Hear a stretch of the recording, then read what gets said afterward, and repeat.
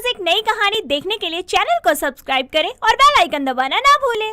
पुनीत सुबह जल्दी जल्दी में उल्टी शर्ट और एक जूता पहने नाश्ते के लिए कमरे से बाहर आता है तो हॉल का नजारा देखकर जमीन पर गिर पड़ता है, क्योंकि उसकी पत्नी अलसी और माँ मंजू हॉल में ही सोफे पर पड़ी सो रही थी। तभी वो अपना सर पकड़कर कहता है, हे भगवान, अभी तो थोड़ी देर पहले दोनों को जगाया था, फिर से हॉल में आके पसर गई दोनों सास बहू। अरे ओ आलसी औरत, माँ उठो भी दोनों। अरे कितनी बार उठाने आते हो, हमें उठाने के अलावा कोई काम नहीं है क्या तुम्हारे पास? अरे कौन काय काय कर रहा है, सुबह हो गई क्या? नहीं नहीं, अभी तो रात के 3 बज रहे हैं। हे भगवान, माँ तो है ही आलसी, ऊपर से आपने इस अलसी नाम की पत्नी को और भेज दिया। अभी ये भी अलसी माँ के साथ घर में आलस फैला रही है। अरे उठो, मुझे देरी हो रही है। अरे जब देरी आपको हो रही है तो हम जल्दी उठकर क्या करेंगे? क्या करेंगे मतलब? अरे नाश्ता तैयार करो, भूखा जाऊं क्या? थोड़ी भी फुर्तीली नहीं है दोनों। कोई नहीं, अभी तो पहले ऑफिस जाता हूँ, इनको तो शाम को देखता हूँ। इतना कहकर वो उसी हालत में ऑफिस के लिए निकल जाता है। मंजू और उसकी बहू अलसी की जोड़ी आलसी सास बहू की जोड़ी थी। दोनों ही ज्यादा मेहनत वाले काम करना पसंद नहीं करती थी और ना ही घर के काम समय पर करती थी, जिसके कारण बेचारा पुनीत बड़ा परेशान रहता था। शाम को जब वो ऑफिस से लौटता है तो उसकी माँ चिप्स खाते हुए कहती है, आ गया बेटा? नहीं नहीं, मैं कहाँ आया हूँ, मेरी आत्मा आई है। ओहो, सुबह की बात से अब तक नाराज हैं क्या? अरे एक दिन का हो तो नाराज भी हो जाऊं, पर ऐसा ही रहा तो नाराजगी चलती ही रहेगी। इसीलिए मैंने आप दोनों को एक्टिव बनाने के लिए एक अपने नुक्कड़ वाले जिम में आप दोनों के लिए मेंबरशिप पक्की करवाई है। जिम की मेंबरशिप? पर किस लिए? इसीलिए कि आप दोनों सुबह शाम वहाँ जाएं और खुद में थोड़ी फुर्ती का संचार करें। अरे बेटा, अभी इस उम्र में जिम जाकर क्या उखाड़ लूंगी, मेरे बदले बहू ही चली जाएगी, मुझे तो कोई दिक्कत नहीं है। अरे पर मुझे तो है ना। सुनिए जी, मुझ जैसी फिट इंसान को जिम जाने की क्या जरूरत? क्योंकि सुबह शाम तुम टहलने से रही। और आप दोनों सुन लीजिए, आप दोनों कल से जिम जा रही हैं, मतलब जा रही हैं, वरना मैं ये घर छोड़कर होटल में रहने चला जाऊंगा, समझे आप दोनों? इतना कहकर पुनीत बैग पटकते हुए कमरे में चला जाता है। तभी दोनों सास बहू आपस में बातें करती हुई कहती हैं, अरे जिम जाने से क्या हो जाएगा, अब क्या इस उम्र में जिम करके एब्स बनाने हैं क्या मुझे? सासू माँ कोई नहीं, अब ये चाहते हैं तो चले जाते हैं, और वैसे भी घर में पड़े पड़े ठूसते रहने से हम फैल भी तो गए हैं, क्या पता जिम जाकर थोड़ा शेप में आ जाएं। हाय दैया, क्या मुसीबत है, फैलने की उम्र में सिमटने को कह रहे हैं जिम जाकर। हाय राम, सास बहू और जिम। रात में पुनीत दोनों कमरे में सुबह 6 बजे का अलार्म लगाकर खुद हॉल में सो जाता है। अगली सुबह 6 बजते ही दोनों कमरों से जोर जोर के अलार्म की आवाज आती है। अलसी तो जिम जाने के लिए तैयार हो जाती है तो मंजू भी साड़ी पहने उबासी लेती हुई बाहर आती है। दोनों सास बहू जिम जाने के लिए जैसे ही घर से निकलती हैं, तो सोता पुनीत फट से उठकर दरवाजा बंद करके कहता है, जब इनका जिम ट्रेनर इनसे वर्कआउट करवाएगा ना, तो दोनों का सारा आलस भाग जाएगा। मुझे क्या, मैं सोता हूँ आराम से। पुनीत दोबारा से जाकर सो जाता है तो कुछ ही देर में दोनों सास बहू जिम पहुँचते हैं, जहाँ सभी आदमी और लड़के थे, जिन्हें देखकर अलसी अपनी सास के पल्लू से अपना मुंह ढकते हुए कहती है, सासू माँ, लगता है हम गलती से लड़कों के जिम में आ गए, चलो वापस चलो, मैंने तो साड़ी भी नहीं पहनी। अरियो गवार, लड़कियों के लिए कोई अलग जिम नहीं होता, छोड़ मेरा पल्लू। हेलो, मैं आप दोनों का जिम ट्रेनर हूँ, तो चलिए एक्सरसाइज से पहले थोड़ा वार्म अप कर लें। हाँ हाँ करते हैं। 1 मिनट माता जी, ये साड़ी पहनकर आप वर्कआउट कैसे करेंगी? चलिए कोई नहीं, आज पहला दिन है तो चल जाएगा। कल से आप अपनी बहू की तरह कुछ कंफर्टेबल पहन कर आना। कंफर्टेबल? ये कौन सी ड्रेस है, जिम आने जाने की है क्या? सासू माँ, उसका मतलब है आरामदायक कपड़े पहन कर आना। जिसके बाद ट्रेनर दोनों को थोड़ा वार्म अप कराता है और हल्की फुल्की एक्सरसाइज करवाकर घर भेज देता है। इतने में ही दोनों सास बहू घर पहुँचते पहुँचते दोनों की हालत पतली हो जाती है और घर आते ही दोनों सोफे पर पसरती है और मंजू कहती है, हाय दैया, मार डाला रे, 1 घंटे से कितनी उठक बैठक करवा दी मुए ने। आ गए आप दोनों। तो सास बहू, कैसा रहा जिम का पहला दिन? क्या बताएं, ठीक ही था, बस सासू माँ कह रही थी कि उनसे ना हो पाएगा। वो क्या है ना, बुढ़ापा आ गया है तो जंप करने में ही थक गई थी माँ जी। हाय हाय, ये क्या कहना चाह रही है? ये जवान है जो जिम इसके लिए होता है बस। रहने दे बहू, तुझसे ज्यादा जान है मुझ में। वो तो आज साड़ी पहनी थी इसलिए। बस बस, अब जिम जाना शुरू कर ही दिया है तो आने वाले 1 महीने में पता ही चल जाएगा कि कौन कितना एक्टिव हो रहा है। क्यों? हाँ हाँ बिल्कुल। अरे बेटा, तेरी माँ बुढ़ापे में भी डोले शोले बना ही लेगी। बस सासू माँ, डोले शोले बनाने के चक्कर में कहीं आपकी हड्डियाँ ना डोलने लगे। अब आप दोनों में से किसी में जान बची हो तो जाकर नाश्ता बना दो। हाँ हाँ बेटा, मैं बना देती हूँ ना फटाफट। अभी तो हाय दैया मार डाला कह रही थी, अभी दिखावे के लिए बड़ी फुर्ती आ गई। नहीं नहीं सासू माँ, मैं बनाती हूँ ना नाश्ता। हाय ठीक है बहू, जा तू ही बना ले। यही तो चाह रही थी मैं। सासू माँ भी ना बहुत नौटंकी है। अलसी किचन की तरफ चली जाती है तो पुनीत भी तैयार होने कमरे में जाता है। ऐसे ही समय बीतता है। दोनों सास बहू कंपटीशन में खुद को एक दूसरे से ज्यादा फिट रखने के लिए ना चाहते हुए भी जिम जाती और ट्रेनर के हिसाब से वर्कआउट करती। एक रोज दोनों सास बहू जिम में डंबल उठा रही थी। अलसी ने बड़ा वाला डंबल उठाकर आराम से वर्कआउट किया तो उसकी सास उसे देखकर उससे भी भारी डंबल उठाने की कोशिश करती है, लेकिन उठना तो दूर, उससे वो डंबल हिल भी नहीं पाता। तभी ट्रेनर आकर वो डंबल उठाता है और कहता है, माता जी आप सिटअप्स कीजिए, उतना काफी है। फिर से उठक बैठक? लगता है मैं तो जिम में खाली उठक बैठक करने ही आई हूँ। सही है ना सासू माँ, उसमें तो हड्डी टूटने का डर भी नहीं रहता। और वैसे भी मैं तो कहती हूँ अब आप जिम आना छोड़ ही दो, क्योंकि जितना वर्कआउट आप करती नहीं उससे ज्यादा तो घर जाकर ठूस लेती हैं। चुप कर, खाने की बातें जिम में नहीं। क्यों, भूख लग गई क्या? वैसे जिम ज्वाइन करने के बाद आप दोनों ने खुद को काफी फिट किया है, खासकर आपकी बहू ने माता जी। और मैंने? आप भी उम्र के हिसाब से फिट हो गई हैं, लेकिन थोड़ा और ध्यान दीजिए। दोनों अपनी एक्सरसाइज में बिजी हो जाती है। समय बीतता है। लगातार जिम जाने से सास बहू दोनों एक्टिव रहने लगी थी। साथ ही पूरा मोहल्ला उन्हें जिम वाली सास बहू कहने लगा था। लेकिन एक रोज उन्हें पता चलता है कि उनका जिम ट्रेनर जिम छोड़कर चला गया है, तो वो भी जिम नहीं जाती। तब पुनीत कहता है, क्या हुआ, सास बहू आज जिम नहीं गई?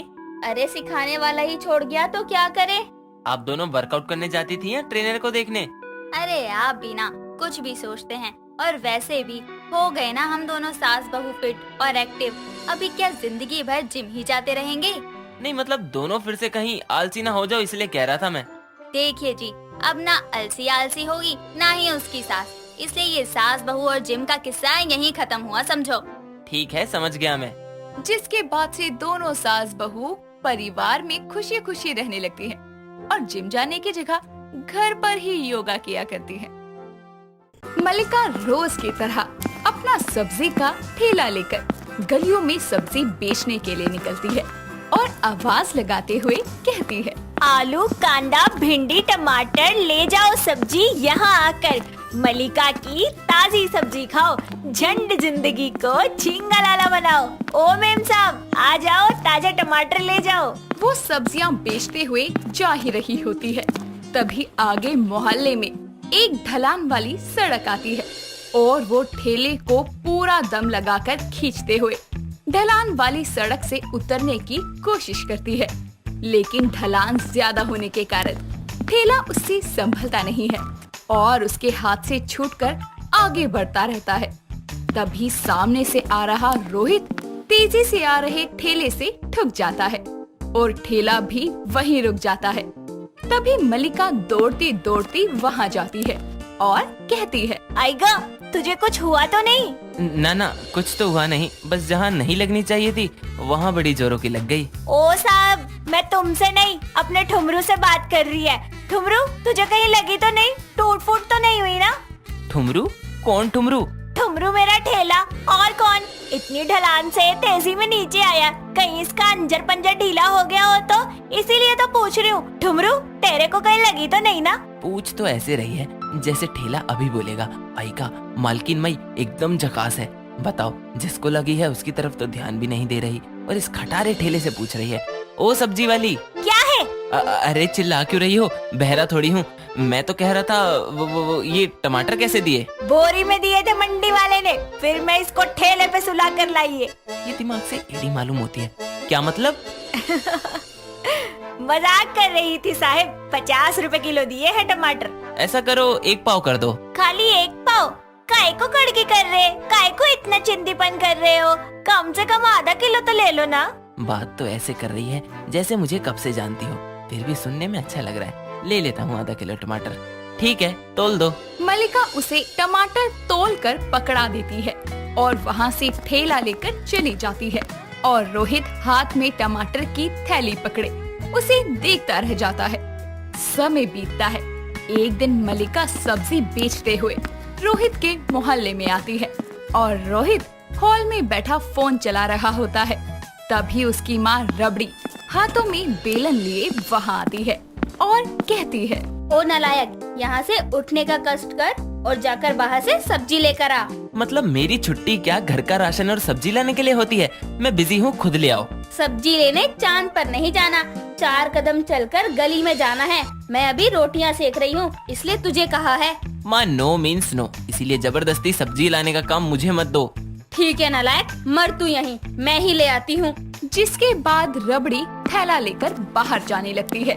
तभी मलिका की आवाज आती है, आलू, कांदा, भिंडी, टमाटर ले जाओ सारे यहाँ आकर। मलिका की ताजी सब्जी खाओ, झंड जिंदगी को झिंगालाला बनाओ। ये तो उसी सब्जी वाली की आवाज है जिसके सब्जी के ठेले से मैं ठुक गया था। माँ रुको, मैं लाता हूँ सब्जी। अरे पर अचानक रबड़ी आगे बोलने जा ही रही होती है कि तभी रोहित फटाक से थैला लेकर बाहर निकल जाता है तो देखता है कि सभी पड़ोसनी मलिका के ठेले पर खड़ी सब्जियां ले रही हैं। तभी वो भी उनके बीच जाता है और उसे देखकर मलिका कहती है, अरे टमाटर वाले साहब, आप इधर? टमाटर वाले साहिब, रोहित तूने टमाटर का धंधा शुरू किया है क्या? लेकिन रबड़ी बहन ने तो कुछ भी नहीं बताया। अरे आंटी, आपको हर बात जानने की खुजली होती है। सब्जी लो और जाओ ना। बड़ा बदतमीज होता जा रहा है तू। तेरी माँ को शिकायत करनी पड़ेगी। ए भाजी वाली, कितना हिसाब हुआ तेरा? ये सारी सब्जियाँ और पुदीने का जोड़कर 350 हुए। अच्छा, अभी तो मेरे पास 100 रुपए ही हैं, बाकी उधार मैं कल दे दूंगी। ओ आंटी, मलिका ये उधार का झंझट नहीं पालती। अपना तो एक ही असूल है, नगद वाले डिस्को, उधार वाले खिसको। इसीलिए पैसा तो अभी देना होगा। सब्जी से ज्यादा तो तुम सब्जी वालियों के भाव बढ़े रहते हैं। लाती हूँ घर से पैसे। इतना कहकर वो मुंह चिढ़ाती हुई घर को चली जाती है। तभी मलिका रोहित की तरफ देखती हुई कहती है, बोलो ना साहब, क्या चाहिए तुमको? जो तुम प्यार से दे दो। क्या बोला? वो ये सारी सब्जियाँ 1-1 किलो तोल दो। अरे नालायक, सब्जी खरीद रहा है या उगा रहा है? कौन से जन्म में आएगा? आ रहा हूँ माँ, पैसे तो दे दूं। अच्छा मलिका, मैं चलता हूँ। हो साहब। इतना कहकर रोहित वहाँ से चला जाता है। समय बीतता है। अब जब भी मलिका ठेला लेकर रोहित के मोहल्ले में आती तो रोहित जरूरत ना होने पर भी उससे सब्जियां खरीदता। एक दिन वो उसके मोहल्ले में थैला लेकर घूम रही होती है। तभी रोहित का पड़ोसी आकाश मलिका को देखकर गाता है, पंछी बनो उड़ता फिरूं मस्त गगन में। उसे ऐसे मलिका को लाइन मारते हुए रोहित और आकाश की पत्नी आरती भी अपने दरवाजे से देख रही होती है। तभी आरती कहती है, अजी सुनते हो? उड़ना हो जाए तो धरती छू लो। सब्जी ले आना अपने भवन में, वरना एक भी बाल नहीं बचेगा तुम्हारे चमन में। अरे सब्जी पर ध्यान दो, सब्जी वाली पर नहीं। अरे मैं तो सब्जी ले रहा हूँ मेरी जान, हर जगह टपक जाती है। मलिका, जरा 2 किलो मटर तोल देना। ये साला आकाश नहीं सुधरेगा। शादी का लड्डू खाकर भी इस कमीने को शांति नहीं है। अब ये हटे तो मैं मलिका के पास जाऊँ ना। तभी कुछ देर बाद आकाश के जाते ही रोहित मलिका के ठेले के पास आता है और उसके ठेले से एक फूल गोभी उठाकर सड़क पर ही अपने घुटनों पर बैठकर कहता है, मलिका, तुम्हारी ठेले की सब्जी खाकर मैं तुम्हारा इतना दीवाना हो गया कि अब तो बैंगन और लौकी में भी स्वाद आने लगा है। इस फूल गोभी की कसम, मैं तुम्हें अपनी पत्नी बनाकर फूलों की तरह सहेज कर रखूंगा। इस फूल गोभी को स्वीकार कर मेरी झंड पड़ी बासी जिंदगी को ताजगी देकर झिंगालाला कर दो। क्या साहेब, मेरे ठेले की फूल गोभी से मेरे को ही प्रपोज कर डाला? पर आपका ये ताज़ा ताज़ा प्रपोजल ना मलिका को एकदम झकास लगा। तू मेरा टमाटर, मैं तेरी आलू, अब होगा अपन के बीच में प्यार चालू। इतना कहकर मलिका और रोहित एक दूसरे के गले लग जाते हैं और कुछ दिन बाद मंदिर में शादी कर रोहित उसे घर ले आता है, जहां आरती भी मौजूद होती है। रबड़ी अपने बेटे के साथ मलिका को देखकर कहती है, ओ नालायक, ये कौन है? मैं मलिका। मलिका? कहाँ की मलिका? मेरे दिल की माँ, मैं आपकी बहू लाया हूँ, इसका स्वागत तो करो। क्या कह रहे हो रोहित? तुमने एक सब्जी वाली को रबड़ी आंटी की बहू बना दिया? ये लड़की सब्जी वाली है, मतलब ये सब्जियां बेचती है। वाह रे मेरी नालायक औलाद, कोई और नहीं मिली जो सब्जी वाली को ही पटा लाया। तेरी इस हरकत पर ना तेरा स्वागत नहीं, सुताई होनी चाहिए, वो भी चप्पलों से। अरे माँ, इसमें आपका ही फायदा है। अब देखो सब्जियाँ कितनी महंगी हो रही हैं, पर आपकी तो बहू ही सब्जी वाली है, जिसकी सब्जी मंडी में अच्छी खासी पहचान है। तो बस जिंदगी भर कम दाम में ताजी ताजी सब्जियाँ मिलती रहेंगी। रबड़ी रोहित की बात समझ जाती है और आरती उतारकर मलिका का स्वागत करती है। शादी के बाद भी मलिका सब्जियां बेचने जाया करती। एक रात को जब सब खाना खाकर सो जाते हैं, तभी किसी के जोर जोर से दरवाजा पीटने की आवाज आती है और तीनों हॉल में आते हैं और रोहित उबासी लेते हुए दरवाजा खोलता है तो सामने खड़ी जानकी दरवाजे की जगह रोहित के मुंह पर ही मारती है और रोहित बोलता है, अरे आंटी, ये दरवाजा नहीं, मेरा मुंह है। अरे तू परे हट, तेरी लुगाई कहाँ है? अरे मलिका, जरा आधा किलो प्याज तो तोल दे। वो क्या है ना, बाजार से लाना मुझे याद नहीं रहा, और बिना प्याज की सब्जी इन्हें भाती नहीं। मैंने सोचा सुबह सुबह सबको जल्दी होती है तो अभी ही ले आती हूँ। हाय दैया, मतलब तू सुबह 8 बजे नहीं आ सकती, लेकिन आधा किलो प्याज के लिए रात के 2 बजे मेरे घर का दरवाजा जरूर पीट सकती है। कोई बात नहीं सासू माँ। आंटी आप रुको, मैं अभी प्याज तोल के लाती है। बहू, सासू माँ भड़को नक्को, ग्राहक को अर्जेंटली सब्जी चाहिए तो देनी पड़ेगी ना।